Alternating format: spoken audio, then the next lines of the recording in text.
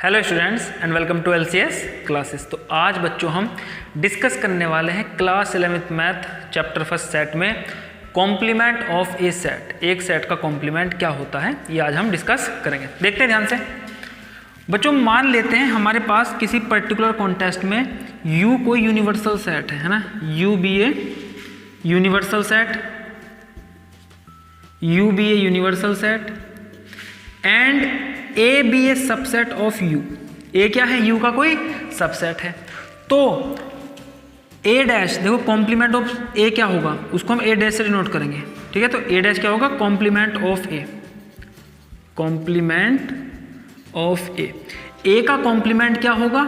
You minus A. मतलब क्या हुआ कि यू सेट से अगर हम ए सेट को घटा दें तो क्या निकल जाएगा? ए का कॉम्प्लीमेंट निकल जाएगा। या अगर मैं इसको सेट बिल्डर फॉर्म में लिखूं definition, x such that x belongs to u but, या एंड लिख सकते हो, x does not belongs to a. X वह सभी एलिमेंट होंगे जो यू से तो बिलोंग करेंगे पर ए से बिलोंग नहीं करेंगे। आई बात समझ में? इसका अगर मैं एग्जाम्पल लिखूं, हमने एक यूनिवर्सल सेट मान लिया बच्चों, है ना। इसका एग्जांपल देखते हैं। हमने एक यूनिवर्सल सेट मान लिया, सेट ऑफ नेचुरल नंबर, ठीक है। और हमने एक सेट मान लिया ए। ए क्या हो गया? ए हमने मान लिया एक set of even natural number, set of even natural number. अब मुझे ए का कॉम्प्लीमेंट लिखना है, तो ए का कॉम्प्लीमेंट क्या हो जाएगा? You minus A. मतलब सभी नेचुरल नंबर में से क्या घटा दो? इवन नेचुरल नंबर घटा दो, तो क्या बच गए? तो हमारे पास जो सेट आएगा set of odd natural number. अगर मैं इनको लिखूं 1 3 5 7 डॉट डॉट डॉट, आई बात समझ में? तो यूनिवर्सल में से अगर हम ए को घटा देंगे, ए क्या था यहाँ पर? Set of even natural number 2 4 6, ठीक है। और ये क्या था? Natural number. अगर मैं इसको लिखूं रोस्टर फॉर्म में 1 2 3 4, ठीक है। तो यहाँ से हमने इवन नेचुरल नंबर को घटाया तो ए का क्या मिल गया? कॉम्प्लीमेंट। इसको ही क्या बोलेंगे? ए का कॉम्प्लीमेंट। और ए डैश से इसको हम डिनोट करते हैं, ठीक है। आगे देखेंगे इसके एग्जाम्पल। अब इसकी कुछ प्रॉपर्टी देख लेते हैं, प्रॉपर्टीज देख लेते हैं, है ना। प्रॉपर्टीज क्या होती है कॉम्प्लीमेंट ऑफ सेट की? ठीक, तो देखो पहली इसकी प्रॉपर्टी होती है, अगर आप ए डैश का ए के कॉम्प्लीमेंट का यूनियन ए के साथ ही करोगे, ए के कॉम्प्लीमेंट का यूनियन ए के साथ ही करोगे तो क्या आ जाएगा? यूनिवर्सल सेट आ जाएगा। आओ इसको वेन डायग्राम से समझते हैं। देखो ये मैंने वेन डायग्राम बनाया। ये मान लेते हैं जो रेक्टेंगल है ये क्या है? ये यूनिवर्सल सेट। इसके अंदर हम यूनिवर्सल सेट के एलिमेंट्स को रिप्रेजेंट करेंगे। और ये इसके अंदर एक सर्किल बना दिया, इसका एक सबसेट ये क्या है? ए। अगर मैं यू से ए को सबट्रैक्ट कर दूं तो देखो जो बचा हुआ रीजन है, ये शेडेड रीजन मैंने बनाया था, ये जो बचा हुआ रीजन है ये क्या कहलाएगा? ये ए डैश कहलाएगा, ठीक है। तो यू किससे मिलके बना हुआ है? ए और ए डैश। अगर मैं ए और ए डैश का दोनों का क्या ले लूँ? यूनियन ले लूँ, तो ए में ये पूरा रीजन कवर हो जाएगा, बाकी बचा हुआ रीजन ए डैश में कवर हो जाएगा, सारे एलिमेंट आ जाएंगे, तो वो क्या बन जाएगा? यू बन जाएगा। इसी तरीके से अगर आप ए डैश का इंटरसेक्शन ए से लोगे तो क्या आता है? एम्प्टी सेट आता है, ठीक है। ए डैश क्या हो गया? ए का कॉम्प्लीमेंट, इंटरसेक्शन ए के साथ, तो ए का कॉम्प्लीमेंट का तो मतलब ये है कि भाई यू में से हमने ए के एलिमेंट को पहले ही निकाल दिया, तभी तो ए का कॉम्प्लीमेंट आया। तो ए में और ए डैश में कोई एलिमेंट कॉमन कैसे हो सकता है? नहीं हो सकता। आई बात समझ में? तो हमेशा ए डैश इंटरसेक्शन ए कितना होता है? 5 होता है। इसका बच्चों दूसरा प्रॉपर्टी बहुत important, D Morgan's law. D Morgan's law, D Morgan's law लिखते हैं। अभी देखो हमारे पास कोई दो सेट दे रखे हैं ए और बी, ठीक। तो देखो ए यूनियन बी का कॉम्प्लीमेंट, ए यूनियन बी का कॉम्प्लीमेंट होता है ए डैश, ये साइन चेंज हो जाता है, इंटरसेक्शन बी डैश। एक आप ये लॉ याद रखेंगे। और सेकंड डी मॉर्गन्स लॉ क्या है? ए इंटरसेक्शन बी का कॉम्प्लीमेंट, ए इंटरसेक्शन बी का, है ना, होल, ए इंटरसेक्शन बी का होल ब्रैकेट लगाएंगे, उसका कॉम्प्लीमेंट क्या होता है? ए का कॉम्प्लीमेंट यूनियन बी का कॉम्प्लीमेंट। इनको हम बहुत आसानी से वेन डायग्राम की मदद से प्रूव कर सकते हैं, है ना। कैन लिख सकते हैं, can be proved bye Venn diagram. तो आप इसको घर पर करके देखिए। और क्योंकि ये आगे एक्सरसाइज में तो हमें ये क्वेश्चन करने ना, इनका प्रूफ हमारे एक्सरसाइज में दे रखा है, तो तभी इसको प्रूफ कर लेंगे। Can be proved bye Venn diagram, ठीक है। चलिए आगे देखो, ये हमारे डी मॉर्गन्स लॉ हो गए। और इसमें आप एक चीज़ और याद रखेंगे, ठीक है। अगर हम यूनिवर्सल का कॉम्प्लीमेंट लें तो देखो कॉम्प्लीमेंट का मतलब क्या होता है, अगर जैसे हमने ए का कॉम्प्लीमेंट लिया था उसका मतलब क्या था u माइनस है, तो u का कॉम्प्लीमेंट क्या हो जाएगा u माइनस u, कितना बचेगा u से अगर u के सारे एलिमेंट घट जाएंगे तो 5 बच जाएगा ना, तो u का कॉम्प्लीमेंट 5 होता है। इसी तरीके से 5 का कॉम्प्लीमेंट क्या होता है यूनिवर्सल, 5 का देखो 5 का कॉम्प्लीमेंट निकालना है मेरे को, तो यूनिवर्सल माइनस 5 करूँगा, यूनिवर्सल से 5 को घटा दूंगा और 5 में तो कोई एलिमेंट होता नहीं तो यूनिवर्सल सेट ही आ जाएगा। तो ये इसकी कुछ प्रॉपर्टी आप याद रखेंगे, बहुत सिंपल सी एक्सरसाइज है। आगे पहले इसके एग्जाम्पल कवर करते हैं फिर ये एक्सरसाइज कंप्लीट करेंगे, नोट करिए जल्दी। यस आगे देखते हैं बच्चों कॉम्प्लीमेंट ऑफ सेट के कुछ एग्जाम्पल्स, ठीक है देखेंगे एग्जाम्पल नंबर 20। अच्छा इससे पहले एक बात और आप याद रखें, देखो हमने ये पढ़ रखा है ए का कॉम्प्लीमेंट क्या हो गया u माइनस ए, ठीक। और अगर मैं इसका वेन डायग्राम बनाऊं, अगर मैं इसका वेन डायग्राम बनाऊं तो अगर ये a है तो बाहर वाला सेट क्या बन जाएगा a डैश। अगर मैं देखो a के कॉम्प्लीमेंट का फिर से कॉम्प्लीमेंट निकालूं, a के कॉम्प्लीमेंट का फिर से कॉम्प्लीमेंट निकालूं तो ये क्या हो जाएगा u माइनस ए डैश। भाई हमें इसका कॉम्प्लीमेंट निकालना है a डैश का, तो a डैश का कॉम्प्लीमेंट क्या u माइनस ए डैश। तो देखो u माइनस ए डैश पूरा सेट क्या यूनिवर्सल, यूनिवर्सल में से a डैश घटाएंगे तो फिर से क्या आ जाएगा a आ जाएगा, ठीक है। तो a का कॉम्प्लीमेंट क्या होता है a डैश का फिर से कॉम्प्लीमेंट निकालते तो फिर से a ही आ जाता है। तो ये आप ये बात याद रखेंगे। आगे देखते हैं एग्जाम्पल नंबर 20। एक हमें यूनिवर्सल सेट दिया हुआ है, 1 से लेके 10 तक के नेचुरल नंबर हैं उसमें, और एक सेट a दिया हुआ है इसमें 1 3 5 7 9 1 से 10 तक के बीच के, और एक को भी मिला के क्या है ऑड नंबर्स हैं। हमें a का कॉम्प्लीमेंट निकालना है, तो सिंपल a का कॉम्प्लीमेंट क्या हो गया बच्चों u माइनस है, u में से एक एलिमेंट घटा दो तो क्या बच गए भाई ये सारे नेचुरल नंबर 10 तक के, ये ऑड नेचुरल नंबर इवन बच गए 2 4 6 8 10 है ना, बाकी सब्ट्रैक्ट हो जाएंगे 1 3 5 7 9। तो ये इसका आंसर हो गया। एग्जाम्पल 21 देखते हैं। Let U be a universal set of all student of class 11th of A को एजुकेशनल स्कूल। एक को एजुकेशनल स्कूल है, उसमें यू क्या है एक सेट है सारे 11th क्लास के बच्चों का। यूनिवर्सल सेट क्या है 11th क्लास के बच्चे, ठीक है। A be the set of all girls in class 11 find A dash. A का कॉम्प्लीमेंट निकालना है, ठीक है। तो देखो ए क्या है गर्ल्स का सेट है, तो ए डैश क्या हो गया भाई यूनिवर्सल माइनस है 11th क्लास के सभी बच्चे माइनस गर्ल्स को निकाल देंगे तो क्या बच जाएगा, कौन सा सेट बच जाएगा set of boys of class 11, ठीक है। Set of all boys of class 11th। आगे देखते हैं एग्जाम्पल नंबर 22।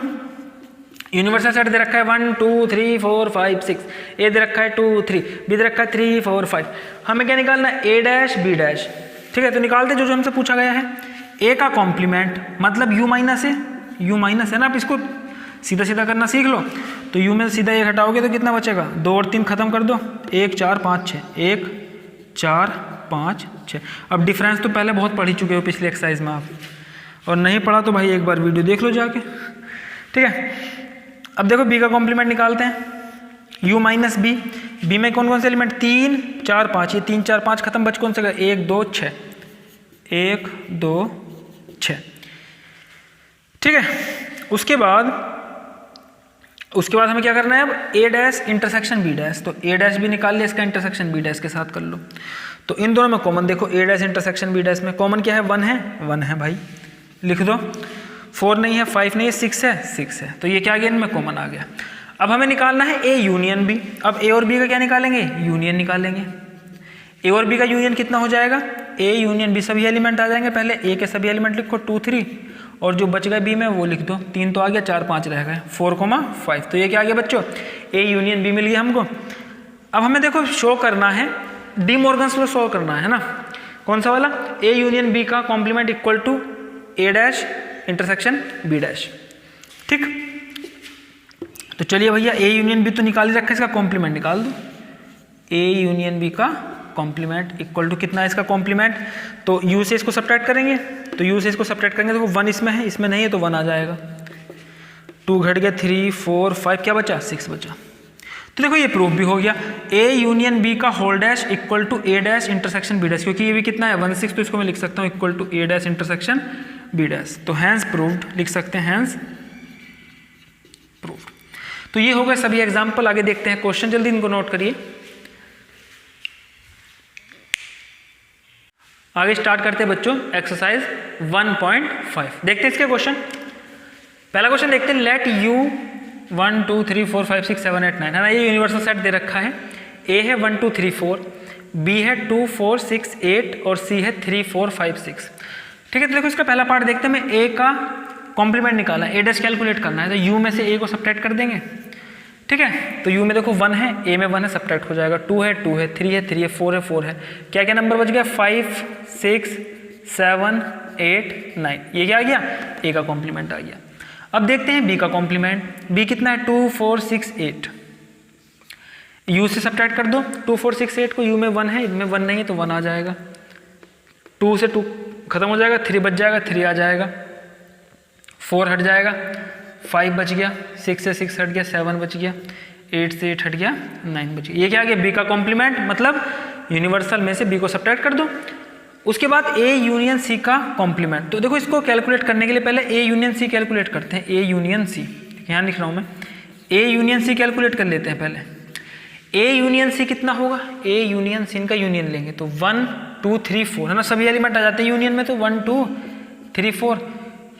अब c के सारे एलिमेंट 3 4 तो आ ही चुके हैं, 5 4 6 रह गए, 5 4 6 रह गए। अब क्या लेना है हमें, a यूनियन c का कॉम्प्लीमेंट। इसका कॉम्प्लीमेंट निकालना है तो यूनिवर्सल में से a यूनियन c को सब्ट्रैक्ट कर दो। तो यूनिवर्सल में से a यूनियन c को सब्ट्रैक्ट करेंगे तो 1 2 3 4 5 6 तो खत्म हो गए यहाँ तक, 7 8 9 बच गए, 7 8 9, है ना, काफ़ी सिंपल क्वेश्चन है ये। a यूनियन b का कॉम्प्लीमेंट। अब क्या करोगे, अब देखो इसको खुद करेंगे आप, डू योरसेल्फ, क्योंकि बिल्कुल ऐसा ही जैसे भी हमने पहला पार्ट किया है इससे। ठीक है, उसमें a यूनियन c निकाला था, यहाँ पर पहले a यूनियन b निकालो, फिर उसका कॉम्प्लीमेंट निकालो, बिल्कुल ऐसे ही करना है इसको। आगे देखो इसका फिफ्थ पार्ट, a डैश का डैश। ठीक है, तो वो हमें पता है a के कॉम्प्लीमेंट का कॉम्प्लीमेंट क्या होता है, a ही होता है, तुमने प्रॉपर्टी में पढ़ लिया। तो चाहे तो इसको करके देख लो, a का कॉम्प्लीमेंट निकालो, फिर उसका कॉम्प्लीमेंट निकालो, क्या आ जाएगा, a ही आ जाएगा। तो मैं सीधा a लिख देता हूँ, 1 2 3 4। b माइनस c का कॉम्प्लीमेंट, तो पहले b माइनस c निकालो, b से c को घटाओ भाई, b से c को घटाओ, तो 2 है, इसमें 2 नहीं है तो 2 आ जाएगा। 4 है, 4 से 4 खत्म, 6 से 6 खत्म, 8 बच जाएगा, 2 और 8 आ गया। अब क्या करना है, b माइनस c का कॉम्प्लीमेंट। ठीक है, एक मिनट में चेक कर लूँ, b से, हाँ ठीक है, 2 आएगा और 8 आएगा, सही है। तो b माइनस c का कॉम्प्लीमेंट लेंगे तो यूनिवर्सल में से b माइनस c को घटा देंगे तो 2 और 8 घट जाएंगे, क्या 2 और 8 घट जाएंगे, बाकी एलिमेंट लिख दो यहाँ पर, 1 3 4 5 6 7 9। ठीक है, 2 और 8 हट गए यहाँ से। चलिए आगे देखते हैं बच्चों, question number 2। If u equal to a b c d e f g h। ठीक है, तो h तक के नंबर हमें दे रखे हैं, अल्फ़ाबेट दे रखे हैं। Find the complement of the following set. तो एक देखो इसका a का कॉम्प्लीमेंट निकालते हैं, तो u से क्या घटा, तो a b c घटा, तो a b c घट गए तो क्या बचे, d e f g h, d e f g h। ठीक है, अब उसके बाद सेकंड देखो, b दे रखा है d e f g, अब u से d e f g घटा दो, तो b का complement, d e f g घटा दो तो क्या बच जाएगा, a बचेगा, b बचेगा, c बचेगा, a b c, d हट जाएगा, e f g और क्या बच जाएगा, h बच जाएगा। ठीक है, इसी तरीके से c का कॉम्प्लीमेंट खुद निकालेंगे और d का कॉम्प्लीमेंट भी खुद निकालेंगे। आगे देखते हैं क्वेश्चन नंबर 3। इसके कुछ पार्ट मैंने यहाँ पे लिखे हुए हैं, है ना, कुछ इसके अगली शीट पर कवर करेंगे। तो देखो a हमें दे रखा है x is an even natural number, और यहाँ पर यूनिवर्सल सेट क्या है, सभी नेचुरल नंबर, हमें इनके कॉम्प्लीमेंट लिखने हैं। तो सभी नेचुरल नंबर में से अगर इवन नेचुरल नंबर घटा देंगे तो क्या बचेंगे, ऑड नेचुरल नंबर। तो a का कॉम्प्लीमेंट क्या आ जाएगा, x is a odd is an odd natural number. आए बात समझ में। इसके बाद b का कॉम्प्लीमेंट लिखेंगे, तो x is an odd natural number, है ना, तो b का कॉम्प्लीमेंट क्या है, यूनिवर्सल से सभी नेचुरल नंबर से ऑड घटा देंगे तो क्या बच जाएंगे, इवन नेचुरल नंबर, है ना, इसको खुद लिखेंगे आगे। अब देखो c देखते हैं, x is a positive multiple of 3, तो यूनिवर्सल में से हम c को घटा देंगे। यूनिवर्सल क्या है, सभी नेचुरल नंबर, तो सभी नेचुरल नंबर में से अगर हम पॉजिटिव मल्टीपल ऑफ 3 घटा दें, मतलब 3 के मल्टीपल घटा दें तो क्या बच जाएंगे, तो इसको हम ऐसे लिख सकते हैं, x such that x belongs to natural number.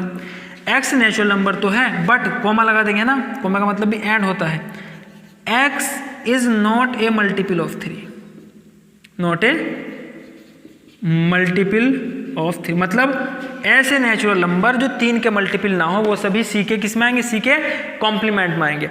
आगे देखते हैं डी लिखा हुआ है x, x is a prime number, तो डी का कॉम्प्लीमेंट क्या आ जाएगा, x, x belongs to natural number comma x is not a prime number, तो सभी नेचुरल नंबर जो प्राइम नहीं होंगे प्राइम नंबर, ठीक है। और जो नंबर प्राइम नहीं होते उनको क्या बोलते हैं, कंपोजिट नंबर, लेकिन कंपोजिट नंबर में 1 नहीं आता, तो आप इसका आंसर ऐसे भी लिख सकते हैं x such that x equal to 1 comma and, ठीक है। नहीं, या तो इसमें और कंडीशन लग जाएगी, या तो आप इसको ऐसे लिखा रहने दें, या आप इसको क्या लिख सकते हैं कि x क्या होगा, x इक्वल टू 1, या तो 1 होगा और x will be composite number, या x is a composite number, तो x या तो 1 हो सकता है या कोई भी कंपोजिट नंबर हो सकता है। उसका मतलब भी क्या होता है, क्योंकि कंपोजिट नंबर उन नंबर्स को बोलते हैं जो प्राइम नहीं होते, लेकिन कंपोजिट नंबर में 1 इंक्लूड नहीं होता। आई बात समझ में? तो इसको हम ऐसे भी लिख सकते हैं, इसको ऐसे भी लिख सकते हैं x इक्वल टू 1, x क्या हो गया, तो 1 होगा, और या फिर x is a composite number, कोई कंपोजिट नंबर हो सकता है। क्लियर है यहाँ तक? चलिए यहाँ तक इसको नोट करिए, आगे बढ़ते हैं। यस, आगे देखते हैं बच्चों क्वेश्चन नंबर 3। तो क्वेश्चन नंबर 3 को आगे कंटिन्यू करते हैं, है ना। 4 पार्ट हम पहले इसके कर चुके हैं, 5th पार्ट देखते हैं। तो मैंने इसको ई मान लिया, ई इक्वल टू सेट दे रखा है x is a natural number divisible by 3 and 5, मतलब ई सेट में ऐसे नंबर आएंगे जो नेचुरल नंबर होंगे और 3 और 5 दोनों से डिविजिबल होंगे, 3 and 5। एंड का मतलब क्या होता है, 3 से भी 5 से भी, जैसे 15 हो गया वो 3 से भी कट जाएगा 5 से भी कट जाएगा।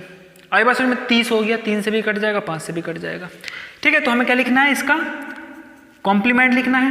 तो इसका कॉम्प्लीमेंट क्या हो जाएगा, x belongs to natural number, ऐसे natural number such that x is not divisible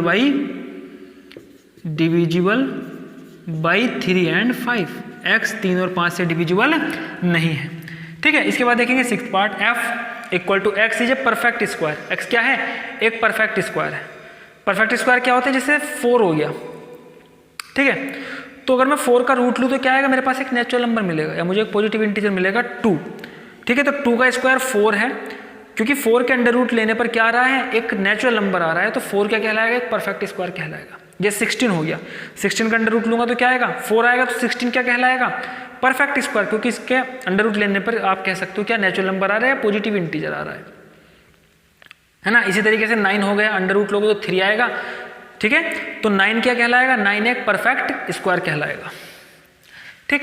तो देखो इसका हमें क्या लिखना है, इसका हमें कॉम्प्लीमेंट लिखना है। तो सिंपल एक्स नेचुरल नंबर होगा, but x is not a perfect square, x कोई परफेक्ट स्क्वायर नहीं होगा, ठीक है। क्योंकि यूनिवर्सल क्या है, यूनिवर्सल सेट नेचुरल नंबर है, तो नेचुरल नंबर में से परफेक्ट स्क्वायर घटाएंगे तो क्या बच जाएंगे, ऐसे नेचुरल नंबर बच जाएंगे जो परफेक्ट स्क्वायर नहीं होंगे। इसी तरीके से परफेक्ट क्यूब क्या होगी, जैसे 8 हो गया, 2 2 जा 4 2 जा 8, है ना, जिसका क्यूब रूट लेने पर कोई नेचुरल नंबर या इंटीजर हमें मिल रहा है। तो देखो जी का कॉम्प्लीमेंट लिखेंगे, x such that x belongs to natural number but या and x is not a perfect cube, ठीक है। चलिए आगे देखते हैं एच। अब देखो यहाँ पे इक्वेशन दे रखी है x + 5 = 8, तो h क्या है, h वह x है जो इस इक्वेशन को सेटिस्फाई करेंगे। तो देखो अगर x + 5 = मैं 8 रखता हूँ तो x की वैल्यू क्या मिल जाएगी, 8 - 5, 5 को इधर ले जाएंगे और ये आ जाएगा 3, मतलब x की वैल्यू h क्या है, h एक ऐसा सेट है जिसके अंदर सिर्फ एक एलिमेंट है 3। मुझे इसका कॉम्प्लीमेंट लिखना है, तो क्या हो जाएगा कॉम्प्लीमेंट, यूनिवर्सल में से सभी नेचुरल नंबर में से 3 को सबट्रैक्ट कर देंगे। तो हम क्या लिख सकते हैं, x such that x belongs to natural number and x is not equal to 3, सभी नेचुरल नंबर 3 को छोड़कर h के कॉम्प्लीमेंट में आएंगे, ठीक। आगे देखते हैं 9th क्वेश्चन, इसको मैंने i माना है, i x 2x + 5 = 9, ठीक है। तो x क्या है, 2x + 5 = 9, तो मुझे x की वैल्यू अगर निकालनी है तो 2x = 5 घट जाएगा, तो 9 - 5 4 बचेगा, x = 4/2 कितना आ गया, 2 आ गया। तो i सेट में एक एलिमेंट है 2, तो इसका कॉम्प्लीमेंट क्या हो जाएगा, x सच दैट x सभी नेचुरल नंबर 2 को छोड़कर x is not equal to 2।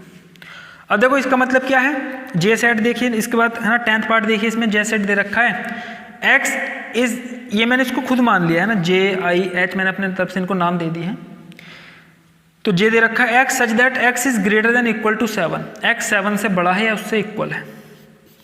तो इसका जो कॉम्प्लीमेंट बनेगा तो सभी नेचुरल नंबर में से 7 के बराबर या उसके बड़े नेचुरल नंबर घटा देंगे। तो अगर मैं सभी नेचुरल नंबर में से 7 या 7 से बड़े नेचुरल नंबर घटाऊंगा तो क्या बचेंगे 1 2 3 6 शुरू है ना, शुरू के 6 नेचुरल नंबर बच जाएंगे। तो ये जे का कॉम्प्लीमेंट आ जाएगा। आई बात समझ में ये? हाँ ठीक है, आगे देखते हैं 11th part. x belongs to natural number 2x + 1 is greater than 10। तो देखो बच्चों ये इनइक्वलिटी कहलाती है। इनइक्वलिटी अलग से भी पढ़ेंगे मैथ में हम चैप्टर, इसको फिलहाल यहीं पे डिस्कस कर लेते हैं। तो दोनों तरफ 1 को अगर मैं सब्ट्रैक्ट करूँ है ना, यहाँ से मैं देखता हूँ x की वैल्यू क्या क्या है, x की क्या वैल्यू इस इनइक्वलिटी को सेटिस्फाई कर रही है। तो 2x + 1 इज ग्रेटर देन 10, दोनों तरफ 1 सब्ट्रैक्ट करोगे तो ये बच जाएगा 2x, इधर भी 1 घटा देंगे तो ये 9 बच जाएगा। अब दोनों तरफ 2 से डिवाइड करेंगे तो यहाँ इधर अगर हम 2 से डिवाइड करेंगे 2 से 2 खत्म हो जाएगा, इधर डिवाइड करेंगे तो ये आ जाएगा 9/2, या मैं लिख सकता हूँ x इज ग्रेटर देन 9/2 कितना 4.5, डिवाइड कर लो 4.5। तो x ऐसे नेचुरल नंबर हैं जो 4.5 से बड़े हैं, है ना, इस सेट का अनुसार। तो x 4.5 से बड़े नेचुरल नंबर क्या हो गए 5 6 7 8, ये वाले सीरीज बन गई आगे तक। तो मुझे क्या लिखना है, इसको नाम दे देते हैं, हमने क्या दिया था j था, इसको k मान लो। तो k का कॉम्प्लीमेंट क्या हो जाएगा 4.5 से छोटे नेचुरल नंबर, मतलब 5 से छोटे नेचुरल नंबर क्या क्या बनेंगे 1 2 3 4। तो k के कॉम्प्लीमेंट में क्या आ जाएंगे 5 या 5 से बड़े नेचुरल नंबर तो k में आ रहे हैं। तो सभी नेचुरल नंबर में से 5 या 5 से बड़े नेचुरल नंबर घटाएंगे तो क्या बचेंगे 1 2 3 4। आई बात समझ में? चलिए इसके बाद देखते हैं बच्चों इसका फोर्थ पार्ट में यूनिवर्सल सेट दे रखा है 1 2 3 4 5 6 7 8 9, ए दे रखा है 2 4 6 8, बी दे रखा है 2 3 5 7। वेरीफाई दैट, हमें ये दोनों डी मॉर्गन्स लॉ को वेरीफाई करना है इस, है ना, इस पर्टिकुलर केस में। तो इसको वेरीफाई करने के लिए एलएचएस देखते हैं। पहले ए यूनियन बी निकालेंगे, ए यूनियन बी क्या हो जाएगा ए और बी के सभी एलिमेंट। तो पहले ए के लिख लेता हूँ 2 4 6 8, अब बी के क्या रह गया 3 रह गया, 5 रह गया, 7। तो ए यूनियन बी हो गया। अब ए यूनियन बी का क्या निकालो कॉम्प्लीमेंट निकालो। तो ए यूनियन बी का कॉम्प्लीमेंट निकालेंगे, यूनिवर्सल में से यूनियन बी को घटा देंगे। तो देखो इसमें 1 है, 1 इसमें नहीं है तो 1 आ जाएगा, 2 से 2 घट जाएगा, 3 भी है, 4 भी है, 5 भी है, 6 भी है, 7 भी है और 8 भी है, 9 नहीं है तो 9 आ जाएगा। तो ए यूनियन बी के डैश में क्या है, ए यूनियन बी के कॉम्प्लीमेंट में 1,9। अब इसका आरएचएस देखते हैं ना, ये क्या था हमने, ये तो एलएचएस निकाला। आरएचएस में देखो पहले ए डैश निकालना पड़ेगा, फिर बी डैश निकालना पड़ेगा, फिर उनका इंटरसेक्शन लेना पड़ेगा। तो ए डैश क्या हो जाएगा बच्चों, ए डैश ए का कॉम्प्लीमेंट, तो यू में से ए को घटा दो, 2 4 6 8 घटा दो यू में से, तो क्या बचेगा 1 3 5 7 9। अब बी का कॉम्प्लीमेंट, बी का कॉम्प्लीमेंट में क्या 2 3 5 7 घटा दो यू में से, 2 3 5 7, क्या बचेगा 1 4 6 8 9, है ना, 2 3 5 7 घटा दी। अब इनका क्या ले लो इंटरसेक्शन, ए डैश इंटरसेक्शन बी डैश। तो इसमें कॉमन एलिमेंट देखो, एक तो 1 आया है और एक 9 आया है। तो इस तरीके से हमने इसको प्रूफ कर दिया। पहले डी मॉर्गन लोगों ये क्या आ गया आरएचएस आ गया, तो एलएचएस इक्वल टू आरएचएस। आया बात समझ में बच्चों ये? अब इसका देखो नेक्स्ट पार्ट देखो, ए इंटरसेक्शन बी का dash equal to a dash union b dash. ये हमारा सेकंड डी मॉर्गन्स लॉ है, इसको भी प्रूफ करेंगे डी मॉर्गन थ्योरम को। ए इंटरसेक्शन बी का कॉम्प्लीमेंट, तो पहले ए इंटरसेक्शन बी निकालेंगे, ए और बी में कॉमन क्या है। तो देखो ए में 2 है, बी में भी है, भाई लिख लो 4 6 8, बाकी कोई एलिमेंट कॉमन नहीं है। अब इसका कॉम्प्लीमेंट, तो ए इंटरसेक्शन बी का कॉम्प्लीमेंट मतलब यूनिवर्सल में से ए इंटरसेक्शन बी को घटा दो तो सिर्फ एक एलिमेंट कम हो जाएगा 2, बाकी सभी एलिमेंट आ जाएंगे। तो 1 3 4 5 6 7 8 9। अब इसका ये तो एलएचएस आ गया सेकेंड पार्ट का। आरएचएस देखते हैं, पहले ए डैश निकालेंगे, ए का कॉम्प्लीमेंट, वो तो हम पहले भी निकाल चुके हैं, ये लिख लो, पहले निकाल तो चुके हो आप, 1 3 5 7 9। अब बी का कॉम्प्लीमेंट, ये भी पहले निकाल चुके हो, 1 4 6 8 9। अब इनका क्या ले लो यूनियन ले लो, ए डैश यूनियन बी डैश। तो सारे एलिमेंट आ जाएंगे 1 3 5, 5 से पहले क्या 4 लिख लो, 4 भी है इसमें, नीचे वाले में है 4, है ना, 5 6 7 8 9। तो 1 3 4 5 6 7 8 9, तो ये आरएचएस हो गया। और सेकंड वाले केस में भी हमने second De Morgan law proof कर दिया, एलएचएस इक्वल टू आर। जल्दी बच्चों इसको नोट करिए। आगे इसमें 2 पार्ट और बचे हैं, उनको करते हैं, 2 क्वेश्चन और बचे हैं, उनको करते हैं। यस देखते हैं बच्चों क्वेश्चन नंबर 5। तो क्वेश्चन नंबर 5 में हमें क्या करना है, draw appropriate Venn diagram for each of the following. ठीक है, तो हमें इन सबके क्या, इन चारों के वेन डायग्राम बनाने हैं। तो यहाँ से देखो हमारे 2 काम हो जाएंगे, वेन डायग्राम तो बना ही लेंगे और साथ ही साथ हम डी मॉर्गन्स थ्योरम का प्रूफ भी कर लेंगे। जैसे ए यूनियन बी का कॉम्प्लीमेंट क्या होता है, a complement intersection b complement. तो ये डी मॉर्गन थ्योरम, पहला डी मॉर्गन थ्योरम ही तो है ही है। तो इनके वेन डायग्राम देखो ये इक्वल होते हैं डी मॉर्गन थ्योरम के अनुसार, तो इनके वेन डायग्राम भी क्या होने चाहिए, सेम होने चाहिए। आई बात समझ में? चलिए इसको आगे देखते हैं। तो देखो ए यूनियन बी के कॉम्प्लीमेंट का मैं वेन डायग्राम बनाऊंगा, ध्यान से देखेंगे। पहले क्या बना लो, ए यूनियन बी बना लो। ए यूनियन बी क्या होता है, ये ए हो गया, ये बी हो, ये यूनिवर्सल सेट हो गया, ये ए ये बी। तो बच्चों ये बनेगा ए यूनियन बी, ठीक है, जिसमें ए और बी के सभी एलिमेंट आ जाते हैं। ठीक है, तो इसके अंदर के सारे एलिमेंट क्या रिप्रेजेंट करते हैं, ए यूनियन बी को। मुझे क्या लेना है, इसका कॉम्प्लीमेंट लेना है। तो ए यूनियन बी का कॉम्प्लीमेंट क्या हो जाएगा, ए यूनियन बी का कॉम्प्लीमेंट क्या हो जाएगा, यूनिवर्सल में से इस रीजन को सबट्रैक्ट कर दो, बाकी रीजन के एलिमेंट। तो ये बचे हुए रीजन का जो ये बचा हुआ रीजन है, ये किसको डोनेट करेगा, ये ए यूनियन बी के कॉम्प्लीमेंट को डोनेट करेगा। ठीक है, तो यूनिवर्सल से यूनियन बी को घटाएंगे तो क्या बच जाएगा, ए यूनियन बी का कॉम्प्लीमेंट, ये जो बचा हुआ रीजन है। ठीक है, ये वाला पूरा रीजन क्या कहलाएगा, ए यूनियन बी का कॉम्प्लीमेंट। उसके बाद ठीक है, तो ये हमारा पहला पार्ट हो गया, फर्स्ट पार्ट का ये रहा ना। सेकंड देखते हैं, ए डैश इंटरसेक्शन बी डैश। तो पहले ए डैश बनाओ, बी डैश बनाओ, फिर उनका क्या ले लो, इंटरसेक्शन ले लो। ठीक है, तो पहले अगर मैं ए का कॉम्प्लीमेंट बनाऊं, ध्यान से देखेंगे, ये ए हो, एक मिनट, ये ए हो गया, ये बी हो गया, ये यूनिवर्सल हो गया। हमें लिखना है ए का कॉम्प्लीमेंट, मतलब ए को छोड़ के बाकी पूरा रीजन। तो ए को छोड़ के बाकी पूरा रीजन, ध्यान से देखो, ए को छोड़ देंगे। ठीक है, ये आ गया ए का कॉम्प्लीमेंट। आई बात समझ में? उसके बाद क्या लिखेंगे, बी का कॉम्प्लीमेंट लिखेंगे, बी को छोड़ के बाकी पूरा रीजन। ये यू हो गया बच्चों, ये ए बी, तो इस बार बी के गोले को छोड़ देंगे, ये बी का कॉम्प्लीमेंट, बी का कॉम्प्लीमेंट क्या होगा, यू माइनस बी। ठीक है, तो वेन डायग्राम में बी को छोड़कर बाकी पूरे रीजन को शेड कर देंगे, तो ये बन गया बी का कॉम्प्लीमेंट। अब हमें क्या लेना है, इनका इंटरसेक्शन, ए का कॉम्प्लीमेंट इंटरसेक्शन बी का कॉम्प्लीमेंट, मतलब कॉमन रीजन। इन दोनों फिगर में जो कॉमन रीजन है, अब उसको शेड कर दो, तो क्या आ जाएगा, ए का कॉम्प्लीमेंट इंटरसेक्शन बी का कॉम्प्लीमेंट। ठीक है, तो ध्यान से देखो कॉमन रीजन क्या है। पहले वाले पोर्शन में, पहले वाले उसमें फिगर में ए शेडेड नहीं है, तो क्योंकि पहली फिगर में ए शेडेड नहीं है तो कॉमन में भी ए को शेड नहीं करेंगे। दूसरी वाली फिगर में बी शेडेड नहीं है, तो कॉमन में, कॉमन लेना है ना जो दोनों में शेडेड हो रहा हो, इंटरसेक्शन लेना है, कॉमन रीजन चुनना है यहाँ पे। तो बी को भी शेड नहीं करेंगे क्योंकि दूसरी वाली फिगर में बी शेडेड नहीं है। तो ओवरऑल जब इनका इंटरसेक्शन होगा तो ए और बी को छोड़ के बाकी पूरे का रीजन क्या दर्शाएगा, ए डैश इंटरसेक्शन बी डैश। ठीक है, ये पूरा रीजन ए और बी को छोड़कर। ठीक है, आई बात समझ में?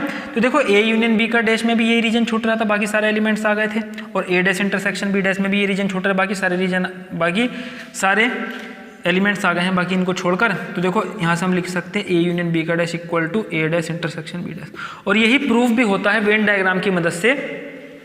ठीक है, पहली डी मॉर्गन थ्योरम का। अब इसी तरीके से इसका सेकेंड पार्ट आप खुद करेंगे, है ना, और second D Morgan theorem proof करेंगे, जिसमें आप ये थर्ड पार्ट की और फोर्थ पार्ट की फिगर बनाएंगे। तो जो बच्चे मेरे साथ व्हाट्सएप पे जुड़े हुए हैं, मुझे ग्रुप में ये दोनों पार्ट करके भेजेंगे। ठीक है, आगे देखते हैं बच्चों, सिक्स्थ पार्ट इसका, sixth question. Let U be the set of triangle in a plane, A is the set of all triangle with at least one angle different from 60 degree, what is A complement. A क्या है, ए उन सभी triangle का set है जिनका कम से कम एक angle 90 degree और 60 डिग्री नहीं है, कम से कम एक एंगल 60 डिग्री नहीं है। मतलब ए सेट के अंदर कौन से ट्राइंगल आएंगे, जिनका कम से कम एक एंगल 60 डिग्री नहीं होगा। अगर सभी एंगल किसी ट्राइंगल के 60 डिग्री होते हैं, उसको क्या बोलते हैं हम, इक्विलेटरल ट्राइंगल। तो अगर एक एंगल 60 डिग्री नहीं होता है, या कोई भी एंगल 60 डिग्री ना हो, कम से कम एक नहीं होना चाहिए। आई बात समझ में? तो किसी ट्राइंगल का अगर एक भी एंगल ऐसा हो गया कि वो 60 नहीं है, तो उसको क्या बोलेंगे, नॉन इक्विलेटरल ट्राइंगल। तो ए सेट में वो सभी ट्राइंगल आएंगे जो नॉन इक्विलेटरल ट्राइंगल होंगे। आई बात समझ में? और यू क्या है, सभी ट्राइंगल का सेट। तो ए का कॉम्प्लीमेंट क्या हो जाएगा, सभी triangle minus non equilateral triangle, तो क्या बचे, set of all equilateral triangle, set of all equilateral triangle. ठीक है, तो ए कॉम्प्लीमेंट में क्या आ जाएंगे, सभी इक्विलेटरल ट्राइंगल, क्योंकि ए में क्या थे, सारे ट्राइंगल्स थे, बस इक्विलेटरल ट्राइंगल नहीं थे। कंडीशन लिखिए ना, A is the set of all triangle with at least one angle different from 60 degree. तो इक्विलेटरल ट्राइंगल ए में नहीं थे, ए के कॉम्प्लीमेंट में सभी इक्विलेटरल ट्राइंगल आ जाएंगे। इसके बाद 7 और लास्ट पार्ट देखते हैं, fill in the blank to make each of the following a true statement. ठीक है, मतलब हमें बताना है इनकी वैल्यू क्या होने वाली है, हमें यहाँ पर कुछ ऐसी वैल्यू लिखनी है स्टेटमेंट ट्रू हो जाए। तो ए यूनियन ए डैश, तो ए का और ए कॉम्प्लीमेंट का यूनियन क्या बनता है, यूनिवर्सल सेट बनता है।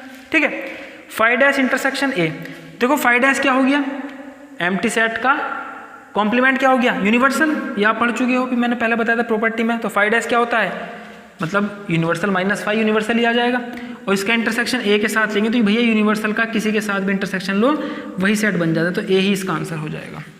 इसी तरीके से ए इंटरसेक्शन ए डैश क्या 5, और you dash intersection A, you dash कितना है, यू डैश कितना है, यूनिवर्सल का कॉम्प्लीमेंट क्या होता है 5 होता है।